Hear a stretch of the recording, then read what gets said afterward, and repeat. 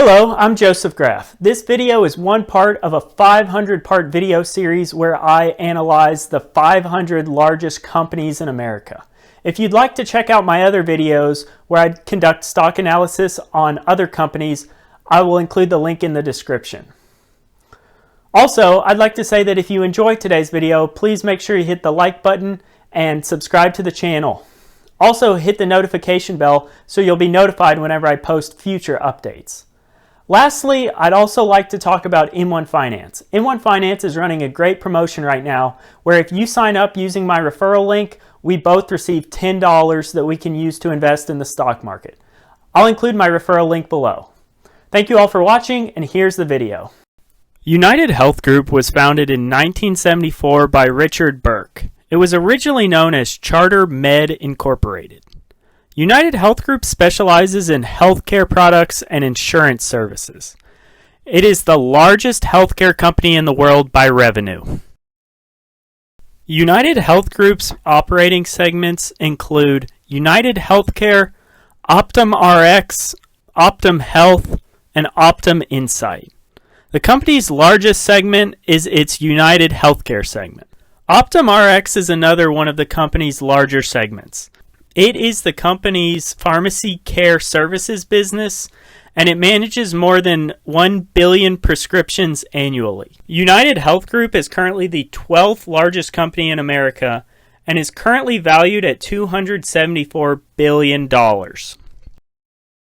In this next slide, I will be talking about earnings and earnings growth.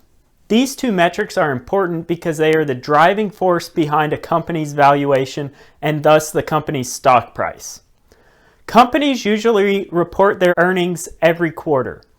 Large, stable companies tend to have positive earnings, while companies with high growth potential may operate at a loss in the hopes that they will become profitable in the future. Understanding a company's earnings and earnings growth goes a long way in being able to accurately value a company. In 2014, United Health Group earned $5.70 per share. In 2015, this number jumped up 5.4% to $6.01 per share. In 2016, they earned $7.25 per share, a 20.6% growth year over year. In 2017, they earned $10.72 per share, which was a 47.9% increase from 2016. In 2018, they earned $12.19 per share, up 13.7% from the previous year. And in 2019, they earned $14.33 per share, which was a 17.6% increase from 2018. This data indicates that United Health Group has grown on average 20% per year since 2014. Now that we've looked at the company's earnings, we will now talk about its price-to-earnings ratio, also known as PE ratio. PE ratio is calculated by dividing a company's price per share by its past year's earnings per share. Generally, companies with low PE ratios are considered value stocks, while companies with higher PE ratios are considered growth stocks. PE ratio is a useful metric for understanding how Wall Street feels about a stock. In general, a stock with a PE ratio under 15 means investors are somewhat pessimistic about a company's future, while a PE ratio above 30 indicates that investors are optimistic about the company's future. As of May 19th of 2020, United Health Group was trading at $289.05 per share. This represents a trailing 12-month price-to-earnings ratio of 20.2. This is lower than the trailing 12-month price-to-earnings ratio of the Standard & Poor's 500, which at the time of this recording was 21.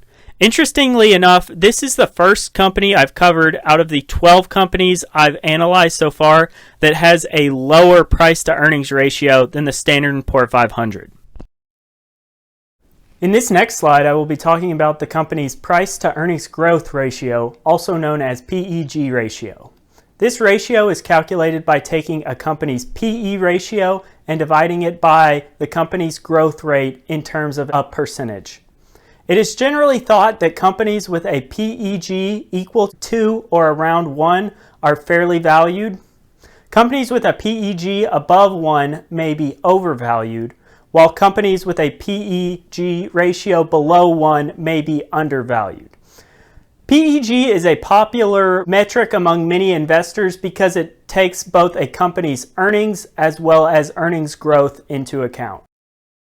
As of May 19th of 2020, United Health Group was trading at $289.05 per share. This represents a trailing 12-month price-to-earnings growth ratio of 1.52. This indicates that United Health Group may be overvalued if this is the only metric that you use to value the company. In this next slide, we will go over the company's dividend yield, dividend growth rate, and dividend payout ratio. Dividends are generally a sign of a healthy, profitable, mature company. It does, however, indicate that the company feels it has limited growth prospects as the company is choosing to pay cash to shareholders rather than reinvesting it into growth opportunities. Dividend growth rate is the rate that a company grows its dividend payments year over year. A high dividend growth rate is usually seen as a positive to investors. Dividend payout ratio is another important metric. It represents the percentage of a company's profits that it pays out as dividends. A payout ratio below 60% usually indicates that the company's dividend is safe and has room to grow in the future.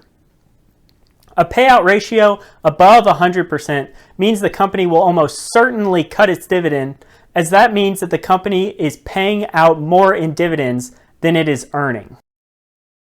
As of May 19th of 2020, United Health Group currently offers a dividend yield of 1.49% as they pay $1.08 per share per quarter. United Health Group most recently raised their dividend in June of 2019 when they increased it from 90 cents per share to $1.08 per share per quarter, which is what they pay now. United Health Group over the past 5 years has increased their dividend by an average of 24% per year. Their dividend payout ratio is currently 20.2%, which indicates that they have quite a bit of room to grow this dividend in the future. In this next slide, we will be going over the company's price to book ratio as well as its debt to equity ratio. The book value of a company is essentially the value of all of its assets. Book value per share is simply the book value divided by the number of outstanding shares. Furthermore, the company's price to book is just its price per share divided by its book value per share.